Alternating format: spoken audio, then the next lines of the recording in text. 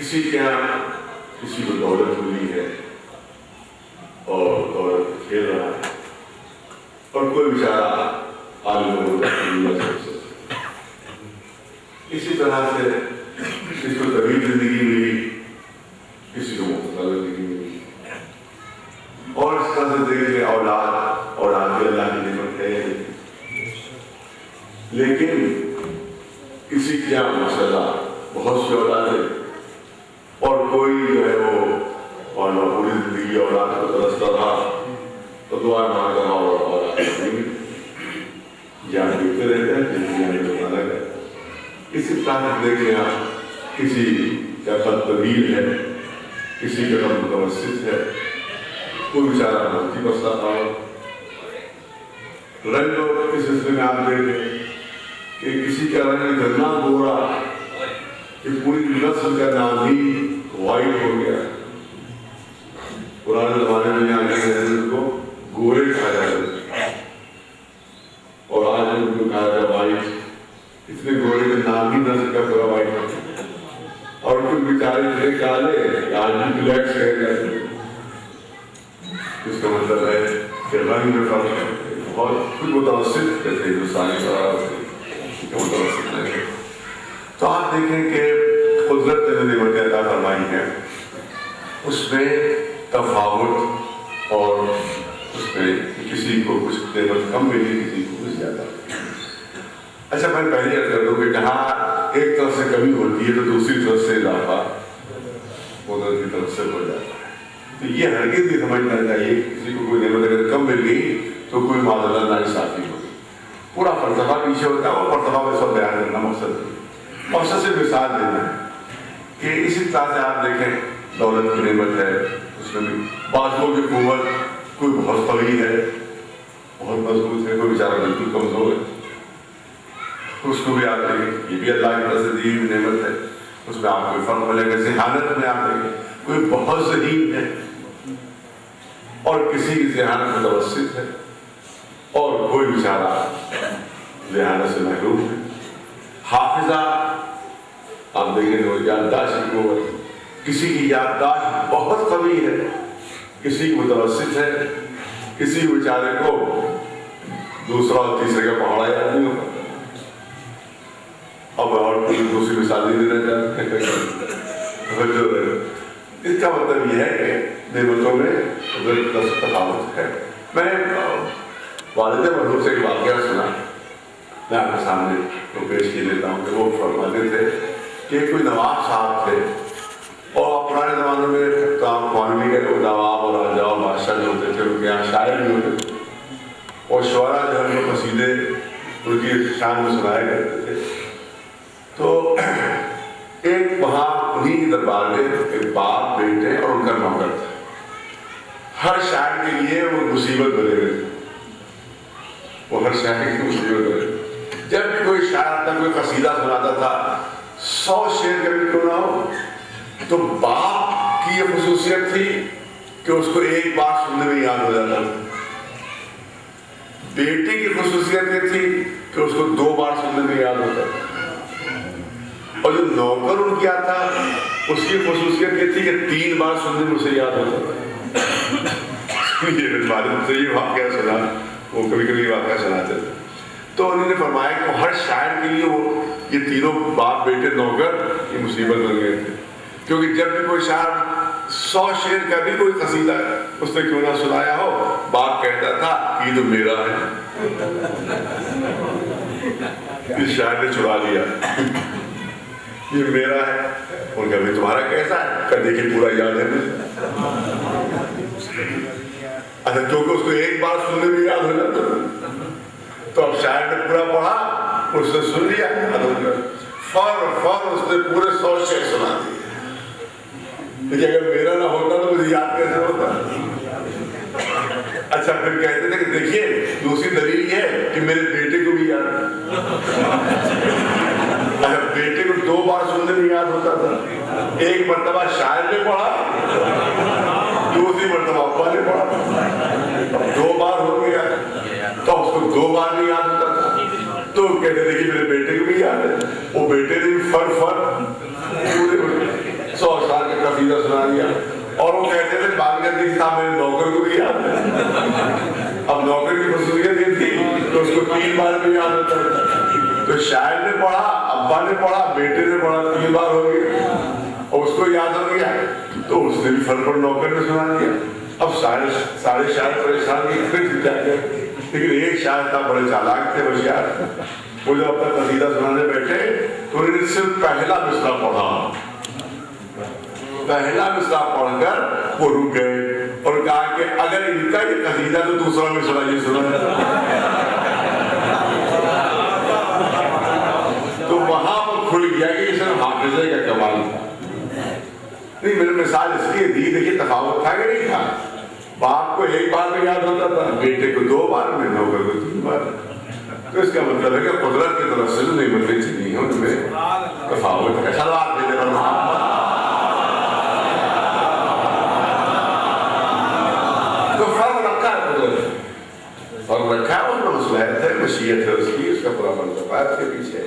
وہ بیان کرنا مقصد نہیں ہے, لیکن بیان کرنا مقصد یہ ہے کہ نعمتیں جو قدرت کی طرف سے چلی ہیں کہیں کم کہیں زیادہ, کہیں تناسب کم ہے کہیں تناسب زیادہ ہے. کسی کے پاس دولت ہے, کسی کے پاس دولت نہیں, کسی کے پاس اولادیں ہیں, کسی کے پاس اولاد نہیں ہے, کسی کے پاس ذہانت ہے, کسی کے پاس ذہانت نہیں ہے, کسی کے پاس جسمانی قوت ہے, کسی کے پاس جسمانی قوت نہیں ہے, کسی کے پاس یادداشت کی ہے, کسی کو پھل یادداشت نہیں ہے. اس کا مطلب یہ ہے کہ دولتوں میں فرق ہے, ذہانت میں فرق ہے, قوت بازو میں فرق ہے, رنگ میں فرق ہے, عقل میں فرق ہے, تمام چیزوں میں قدرت نے فرق رکھا ہے. کہ کسی کو نعمت کچھ زیادہ دی, کچھ کو نسبتاً کم دی ہے, مگر ایک نعمت ایسی ہے وہ جو اتنی دیر جو زحمت دی ہے انہیں 2 جملوں کے لیے. ایک نعمت ایسی ہے کہ اس پہ اللہ نے کوئی تفاوت نہیں رکھی, جس پہ کہیں کوئی کمی بیشی نہیں رکھی ہے. دولت کے لیے کوئی کہہ سکتا ہے فلاں پاس زیادہ ہے, میرے پاس کم ہے. اولاد کے لیے کہہ سکتا ہے فلاں پاس اولاد ہے, میرے پاس نہیں ہے. جسمانی طاقت کے لیے کہہ سکتا ہے کہ فلاں زیادہ قوی ہے, وہ اس کے مقابلے میں کمزور ہے. تمام چیزوں کے سلسلے میں یہ انسان کہہ سکتا ہے, مگر قدرت کی ایک نعمت ایسی ہے جس پہ کوئی نہیں کہہ سکتا فلاں پاس زیادہ ہے, میرے پاس کم ہے, فلاں پاس زیادہ ہے, میرے پاس کم ہے. اور وہ محبت کی نعمت ہے. توجہ رہے, وہ نعمت محبت ہے کہ جس کے سلسلے میں کوئی نہیں کہہ سکتا کہ فلاں کے پاس محبت زیادہ ہے, میرے پاس کم ہے. یہ تو کہہ سکتا, توجہ رہے, یہ تو کہہ سکتا ہے کہ میرے پاس اتنی دولت نہیں کہ سب تمام اولادوں کو پروفیسر بنوا دوں.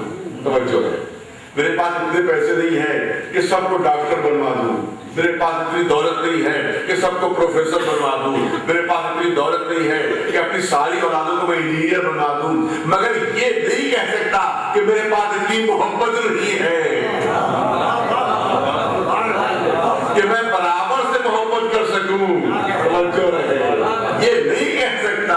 یہ کہہ سکتا ہے کہ اتنی دولت نہیں کہ پروفیسر بنوا دوں تمام اولادوں کو, اتنی دولت نہیں ہے کہ سب کو انجینئر بنوا دوں, سب کو ڈاکٹر بنوا دوں.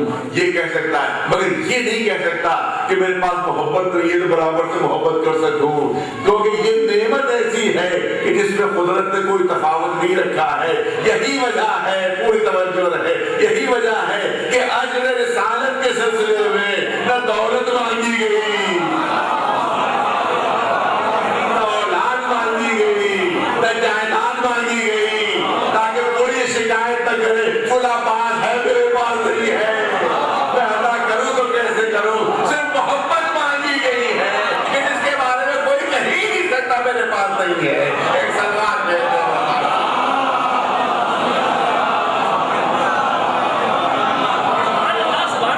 ایک سلوات بلند آواز.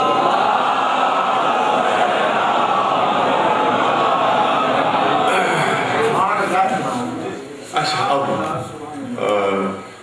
اس سلسلے میں گفتگو ہے, کہ میں اس کو زیادہ گہرائی میں نہیں جانا چاہتا, لیکن ایک گفتگو یہ ہے کہ محبت کی بنیاد کیا ہے.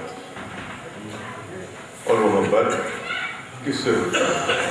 تو حقیقت یہ ہے، بعض شعراء نے بتایا اور بعض لوگوں کا یہ خیال ہے کہ انسان کو دراصل اپنی ذات سے محبت ہوتی ہے۔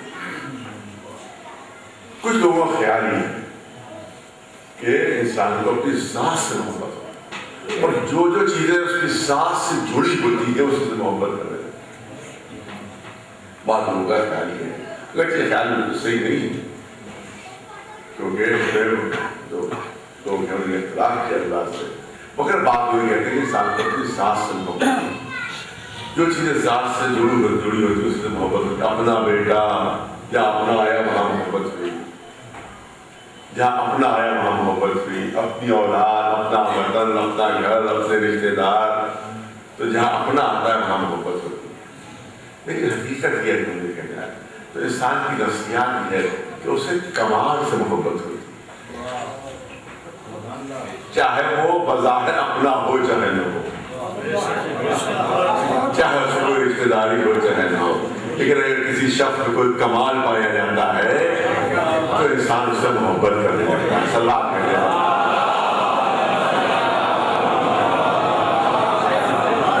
ہے۔ تو اسی پر گفتگو ہوگی، اسی موضوع پر میں چاہتا ہوں کہ اسی موضوع پر گفتگو کہ بنیاد محبت کیا ہے اور کس بنیاد پر انسان کو محبت ہوتی ہے، انشاءاللہ گفتگو ہوگی۔ مگر میں چاہتا ہوں کہ ابتدا میں چند جملے کر دوں کہ ایک نظریہ ہوگی، ایک نظریے پر نہ تنقید نہیں کرنا ہے، صرف نظریہ پیش کرنا ہے۔ ایک نظریہ یہ بھی ہے کہ محبت صرف اللہ سے ہونا چاہیے، ہے کچھ لوگوں کا نظریہ ہے، نظریہ تو تنقید کرنا مقصد نہیں ہے، صرف نظریہ پیش کر رہا ہوں کہ کچھ لوگوں کا یہ کہنا ہے کہ صرف اللہ سے محبت ہونا چاہیے، اللہ کے علاوہ اگر کسی سے محبت ہوئی تو وہ ہوئی غیر اللہ سے، لہذا غیر اللہ سے محبت نہیں ہونا چاہیے، ہے نظریہ ہے۔ اسی بنیاد پر یہ کہا جاتا ہے کہ اولاد سے محبت نہ کرو، باپ سے محبت نہ کرو، بیوی سے محبت نہ کرو، رشتہ داروں سے محبت نہ کرو، کیونکہ یہ سب ہے غیر اللہ، لہذا صرف اور صرف اللہ سے محبت ہونا چاہیے۔ چلیے ہم نے اسی لیے بات کہی جاتی ہے، یہیں پر یہ بھی نظریہ نکلتا ہے کہ پھر محمد اور محمد سے محبت بھی غیر اللہ سے محبت ہو جائے، کیونکہ محبت صرف اللہ سے ہونا چاہیے، رسول اللہ اور آل رسول سے بھی محبت نہیں ہونا چاہیے، کیونکہ یہ ہے غیر اللہ، لہذا غیر اللہ سے محبت غیر مشکل ہو جائے، لہذا یہ محبت نہیں ہونا چاہیے۔ پوری توجہ ہے، میں نے کہا نظریے کو کوئی تنقید نہیں کرنا ہے، لیکن اپنی بات جو پیش کرنا ہے۔ چلیے ہم نے مان لیا کہ اللہ کے علاوہ غیر اللہ سے محبت نہیں ہونا چاہیے، تو یہ ثابت ہم کو کرنا ہوگا کہ محمد و آل محمد سے محبت غیر اللہ سے محبت ہے۔ پوری توجہ چاہوں، قرآن مجید کی مثال دینا چاہتا ہوں تاکہ کسی کو کوئی اعتراض کی گنجائش نہ۔ یہ کہا جاتا ہے کہ غیر اللہ کی محبت نہیں ہونا چاہیے، محبت صرف اللہ سے ہو اور اللہ کے علاوہ کسی سے محبت نہیں ہونا چاہیے، لہذا اب نہ رسول اللہ سے محبت ہونا چاہیے نہ آل رسول سے محبت ہونا چاہیے، کیونکہ سب ہے غیر اللہ، لہذا اس سے محبت نہیں ہونا چاہیے، شرک صرف اللہ کی ذات سے محبت۔ اگر ہم کو یہ دیکھنا ہے کہ محمد و آل محمد علیہ السلام سے محبت ہے،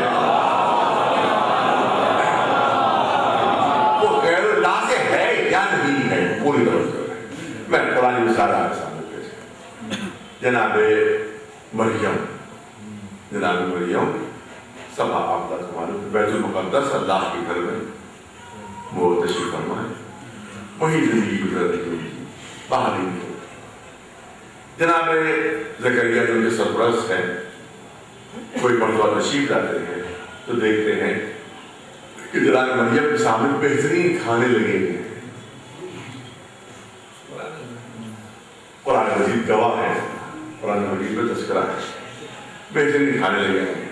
جناب زکریا خود نبی ہے، پیغمبر ہے، انہی نے حیرت سے کہا انا لکے ھذا، اے مریم یہ کھانے کہاں سے آئے،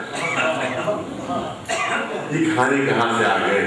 جناب مریم نے جواب دیا من عند اللہ، اللہ کی طرف سے، جنت سے آئے۔ آسمان سے نازل ہوئے ہیں، جنت سے اللہ نے میرے لیے یہ کھانے دیے۔ تو اس کا مطلب ہے کہ جب تک جناب مریم رہی، جب تک جنت سے کھانے آتے رہے۔ لیکن توجہ ہے، یہاں پر ایک لیکن ہے، لیکن جب جناب عیسیٰ کی پیدائش کا وقت آیا،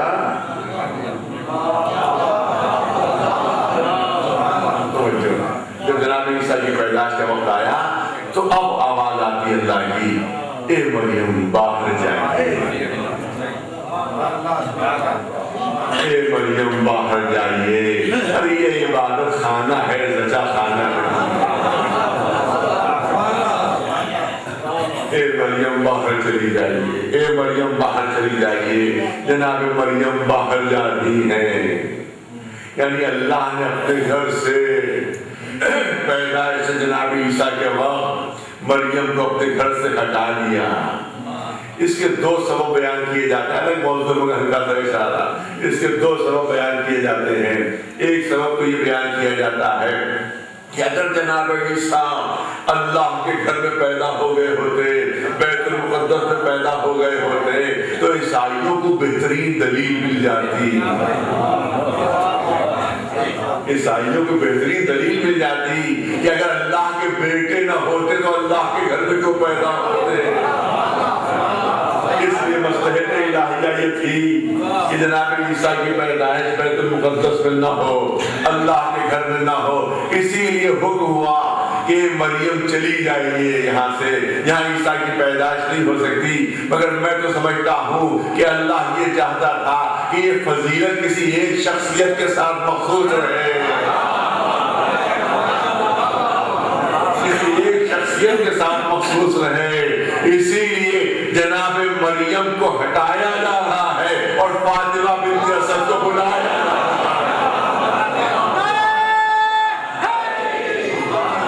جناب فاطمہ بنت اسد مولا علی کی والدہ، ان کو بلایا جا رہا ہے، اور اس کے بعد دیوار کعبہ شق ہو رہی ہے، اور اس کے اندر وہ داخل ہو رہی، سلوات بھیجیں۔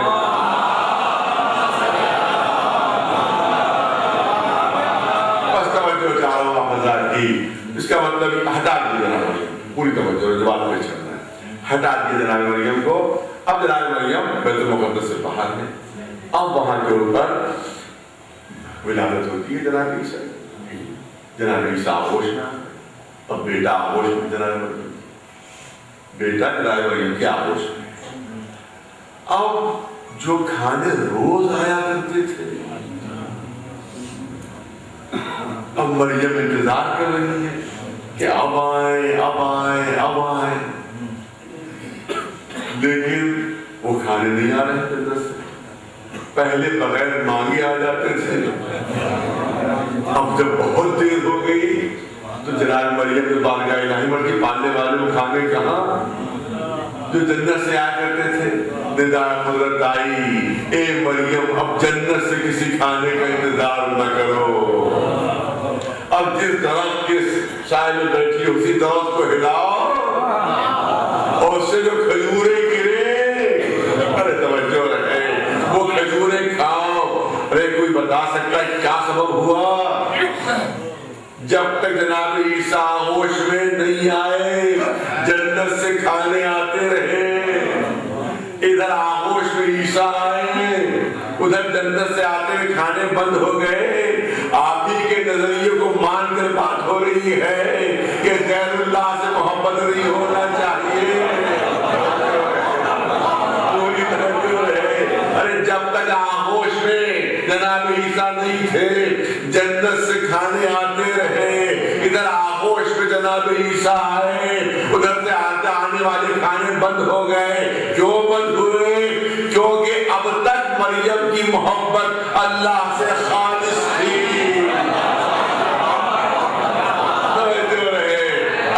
مریم کی محبت اللہ سے خالص تھی۔ جب تک محبت خالص رہی، جنت سے کھانے آتے رہے۔ لیکن ادھر بیٹا آغوش میں آیا، بیٹے کی محبت بھی دل میں آئی، بیٹے کی محبت دل میں آئی، اور عیسیٰ ہے غیر اللہ، ادھر غیر اللہ کی محبت دل میں آئی، ادھر جنت سے آتے ہوئے کھانے بند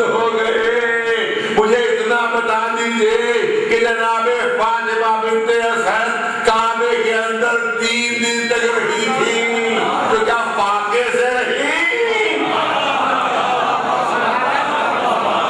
کیا 3 دن تک فاقے سے رہی؟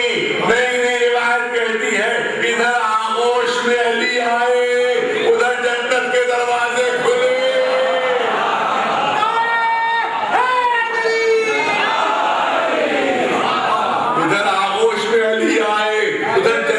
دروازے کھلے اور جنت سے کھانے آنے لگے۔ وہاں عیسیٰ آغوش میں آئے، جو کھانے آتے تھے بند ہوئے۔ ادھر علی آغوش میں آئے، جو کھانے نہیں آتے تھے وہ آنا شروع ہوئے، کیونکہ عیسیٰ کی محبت غیر اللہ کی محبت ہے اور علی کی محبت نفس اللہ کی محبت ہے۔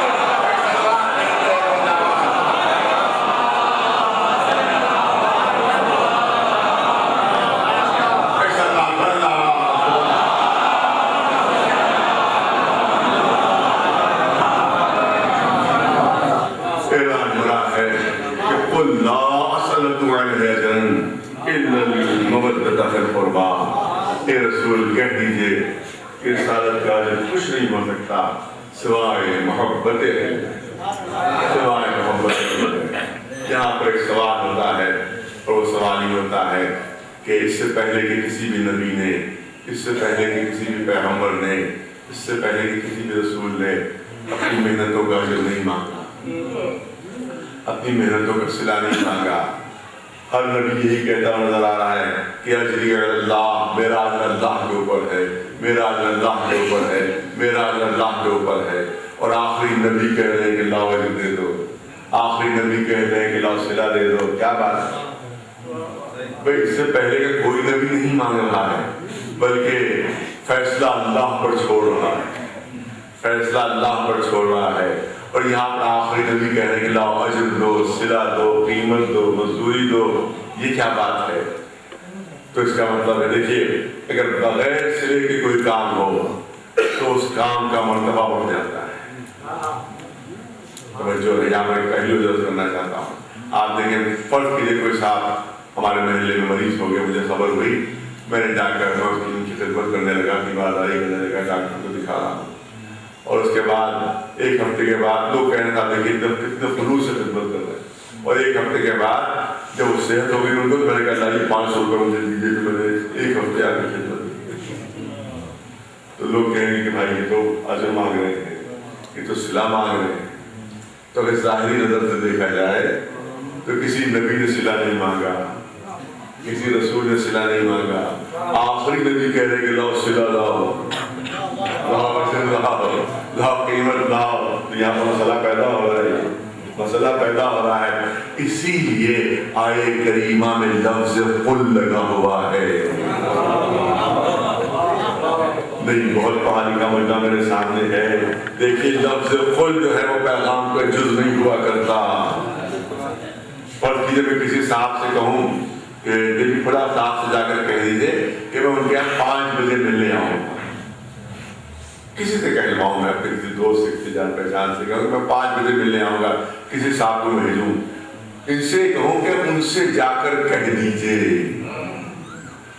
اور کیا کہہ دیجئے کہ 5 بجے میں آ رہا ہوں، تو جا کر کہہ دیجئے ان سے ہے کہ جو پیغام لے کر۔ دوسری مثال دے دوں کہ فرض کیجئے کہ کسی مولانا صاحب کسی بچے کے پڑھانے کے لیے ابتدا میں بالکل ان کو معین کیا گیا کہ اس بچے کو آپ پڑھا دیں، اور پڑھانے بیٹھے بچے کو، اور اس نے کہا کہ کہو الف، اس نے کہا کہو الف، اس نے کہا کہو بے، وہ بچہ دہرا رہا ہے کہو بے۔ وہ بیچارہ مولوی صاحب کہہ رہے ہیں کہو تمہیں نہیں کہنا ہے، تمہیں صرف بے کہنا ہے، مگر وہ وہی دہرا رہا ہے، وہ کہہ رہے ہیں کہو الف، تو کہہ رہا ہے کہو الف، کہو بے۔ تو آخر میں جب بچہ نہیں سمجھ میں آئے گا اس کی تو مولانا سر پیٹ کے چلے جائیں گے، بچے کو ہم نہیں پڑھا سکتے۔ تو آپ یاد رکھیے جو عام بول چال میں ہے وہی قرآن کا حسن ہے۔ ایک سوال بھیج دے بنا کہ اگر پیغام میں لفظ قل ہے تو وہ قل کے ساتھ پیغام دہرایا جا رہا ہے، اور شاید اس لیے لفظ قل لگا ہوا ہے کہ کوئی نہ کہہ کہہ دے کہیں کہ رسول صرف اپنی اولادوں کی محبت پہ مانگ رہے ہیں، لہذا لفظ قل لگا ہوا ہے، میں اپنی طرف سے نہیں مانگ رہا ہوں، مرضی الہی کے تحت طلب کر رہا ہوں۔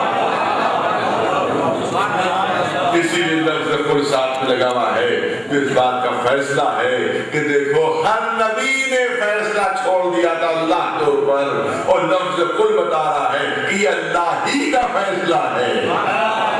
کیا یہ رسالت محبت اہل بیت ہے، سردار بیت ہے؟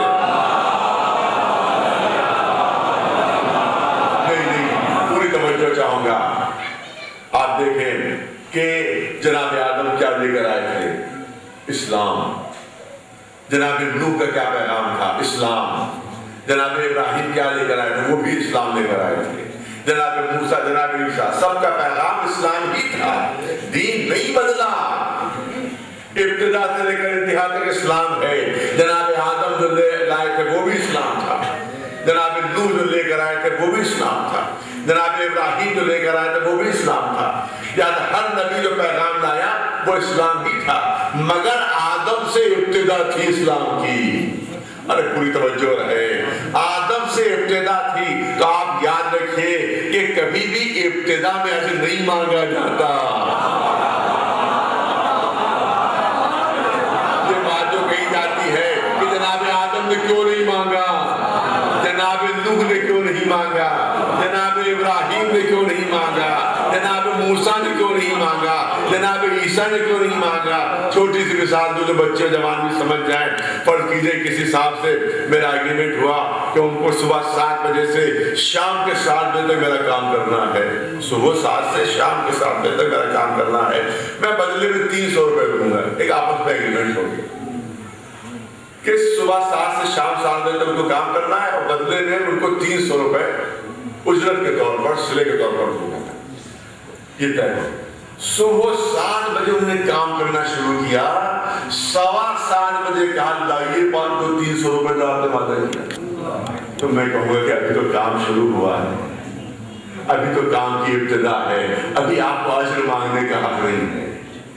12 بجنے لگے کہ لائیے اب دیجیے، اب تو 12 بج رہے ہیں، تو میں کہوں گا ابھی کام ادھورا ہے، ابھی کام ناتمام ہے، ابھی تمہیں مانگنے کا حق نہیں ہے۔ ہمیشہ اجر صلہ مزدوری اس وقت مانگی جاتی ہے جب کام ختم ہو رہا ہو۔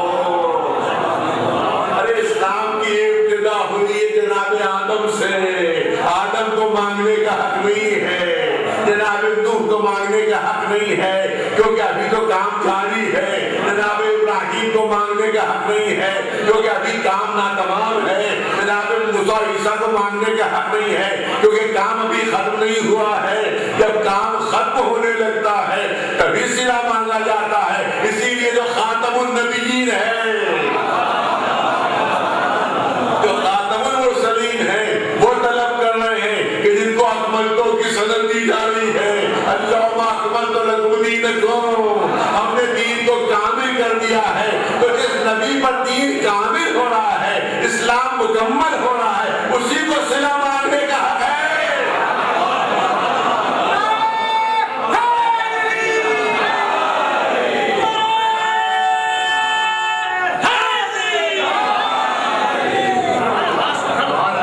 اسی کو اجر مانگنے کا حق ہے۔ پوری توجہ رہے، جو نتیجہ نکلتا ہے اس سے، جناب آدم کو مانگنے کا حق نہ تھا کیونکہ کام شروع ہوا تھا، جناب نوح کو مانگنے کا حق نہ تھا کیونکہ ابھی کام کی ابتدا تھی، جناب ابراہیم کو مانگنے کا حق نہ تھا کیونکہ ابھی کام نامکمل تھا، جناب موسیٰ اور جناب عیسیٰ کو مانگنے کا حق نہیں تھا کیونکہ کام جاری تھا۔ اسی لیے آخری نبی نے مانگا، جو آخری رسول ہے انہوں نے طلب کیا۔ اسلام کی ابتدا ہے جناب آدم سے، مکمل ہوا آخری رسول پر۔ اب نتیجہ کیا نکل رہا ہے؟ نتیجہ یہ نکل رہا ہے کہ محبت اہل بیت صرف رسول ہی کی رسالت کا علم نہیں ہے، بلکہ آدم کی نبوت کا علم بھی ہے، نوح کی رسالت کا علم بھی ہے، ابراہیم کی خلت کا علم بھی ہے، موسیٰ عیسیٰ کی زحمتوں کا علم، یہی محبت ہے۔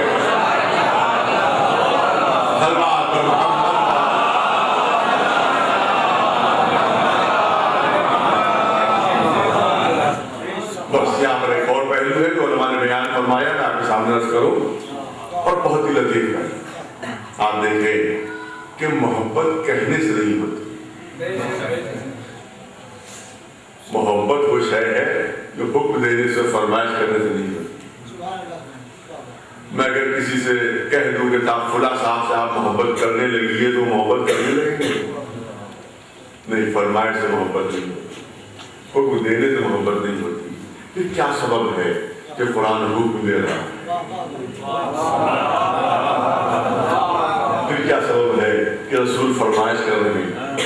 کیا وجہ ہے؟ نہ حکم سے محبت ہوتی ہے، نہ فرمائش سے محبت ہوتی ہے۔ یہ ہے انسان کی نفسیات۔ مگر انسان کی ایک نفسیات اور بھی ہے، جب ایک چیز، ایک تذکرہ بار بار سنتا ہے وہ انسان تو جستجو کا جذبہ بیدار ہوتا ہے، پھر تجسس کا جذبہ بیدار ہوتا ہے کہ آخر یہ ہے کیا چیز کہ جس کا بار بار تذکرہ ہو۔ اسی لیے قرآن مجید کہہ رہا ہے اہل بیت سے محبت کرو، رسول کہہ رہے ہیں اہل بیت سے محبت کرو، تو آخر انسان کے ذہن میں جستجو کا جذبہ بیدار ہوگا، تجسس کی نفسیات پیدا ہوگی کہ آخر یہ کون شخصیتیں ہیں۔ قرآن کہہ رہا ہے محبت کرو، رسول کہہ رہے ہیں محبت کرو، تو تجسس پیدا ہوگا، جستجو کا جذبہ بیدار ہوگا، تو پھر کردار کا مطالعہ کرے گا، پھر ان کی سیرت کو دیکھے گا، پھر ان کے کردار کو دیکھے گا۔ تو یاد رکھیے کہ ادھر کردار کا مطالعہ کیا، ادھر ان کی سیرت کو دیکھا تو ان کا کردار اتنا حسین ہے، ان کی سیرت کے خط و خال اتنے خوبصورت ہے کہ پھر کہنے کی ضرورت نہیں پڑے گی، خود بخود محبت پیدا ہو جائے گی۔